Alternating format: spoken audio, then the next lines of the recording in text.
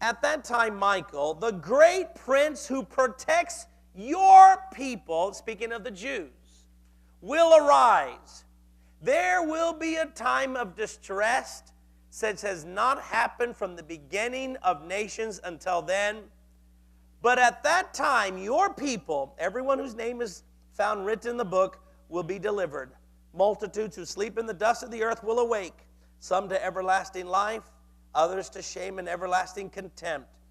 Those who are wise will shine like the brightness of heavens, and those who lead many to righteousness like the stars forever and ever. But you, Daniel, close up and seal the words of the scroll until the time of the end. Many will go here and there to increase knowledge.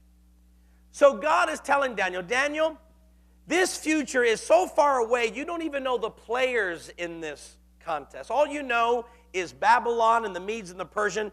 And Daniel, you're living under the empire of the Persian Empire, but you have no idea what's coming. You don't even know what that third beast is. You know the other two beasts. You don't even know what that fourth beast. All you know is when that fourth beast arises, the Messiah will be born.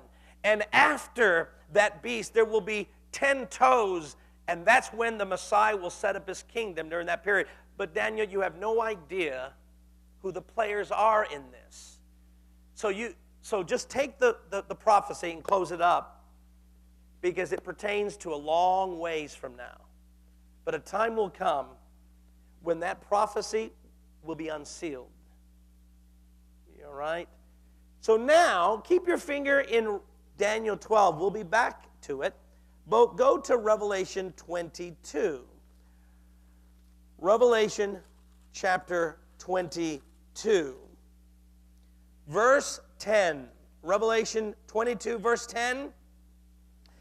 Then the angel told me, do not seal up the words of the prophecy of this book, because the time is near. Now, do you see the difference? Daniel is told, seal up the prophecy. John is given the prophecy, but he's told, don't seal it, because you know the players in this. You know what is going on. Unseal it, because people who read it will know exactly what I'm about to do in the last days. So unseal it. So do you see the difference? One is sealed, the other is unsealed. So what we're going to be doing is looking at the book of Revelation and seeing what future events John is describing and what we are experiencing even now. But before we do that, let's go back to Daniel once again. I tell you, we'll go back there.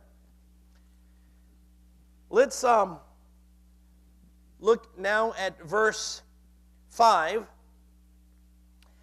Then I, Daniel, looked, and there before me stood two others, one on this bank of the river and one on the opposite bank. One of them said to the man clothed in linen who was above the waters of the river, how long will this be before these astonishing things are fulfilled? So he's wanting to know, how long?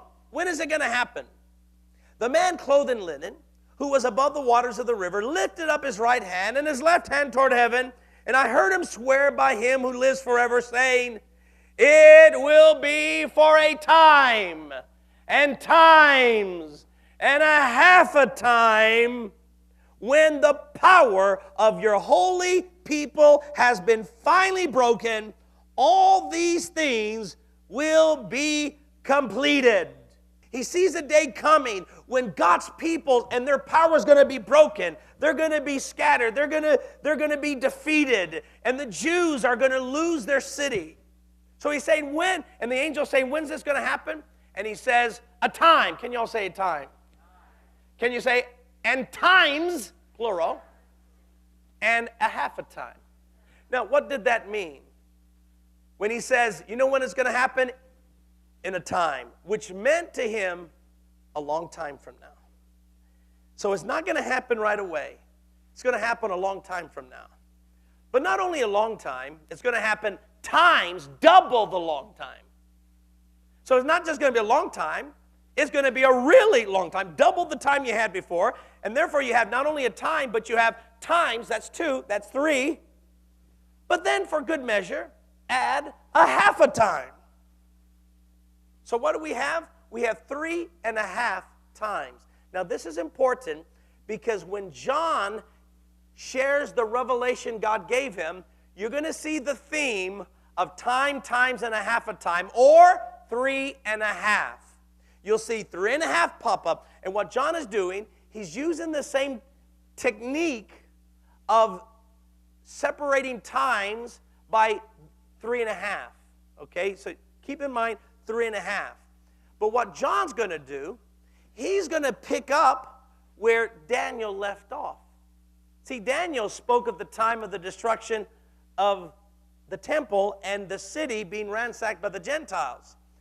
John's going to pick up and say, now, part 2. We're going to continue the story of Daniel, and he's going to use the same language that Daniel uses, but now the characters will be a little different. And he's going to tell you now what the future's going to hold after 70 AD.